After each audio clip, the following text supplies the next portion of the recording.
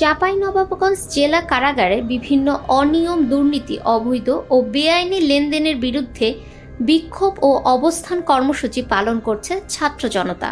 বুধবার দুপুর 12টার দিকে জেলা কারাগারের সামনে সাধারণ ছাত্র জনতার ব্যানারে এই বিক্ষোভ সমাবেশ ও অবস্থান কর্মসূচি অনুষ্ঠিত হয়।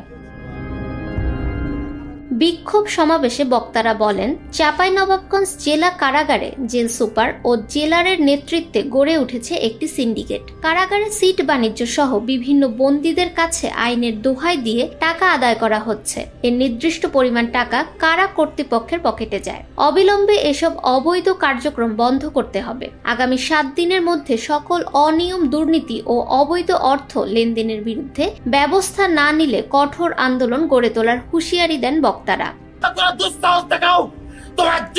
চাঁপাইনবাবগঞ্জের মাটিতে তোমার বিচার করব। আমরা তার কাছে বলেছি যদি এরকম কোনো প্রমাণ থাকে আপনি অবশ্যই আমাদের কাছে নিয়ে আসেন। বিক্ষোভ ও অবস্থান কর্মসূচিতে উপস্থিত ছিলেন বৈষম্য বিরোধী ছাত্র আন্দোলনের চাঁপাইনবাবগঞ্জ জেলা শাখার যুগ্ম আহ্বায়ক আহমেদ ইমতিয়াজ পারভেজ, সাবেক যুগ্ম আহ্বায়ক নূরে আশিক তানভীর, সদস্য সচিব মোহাম্মদ পারভেজ, বৈষম্য বিরোধী ছাত্র আন্দোলনের নেতা মোতাসিন বিশ্বাস, নিরাপদ সড়ক আন্দোলনের নেতা সাদ হোসেন মুজাহিদ সহ অন্যান্যরা।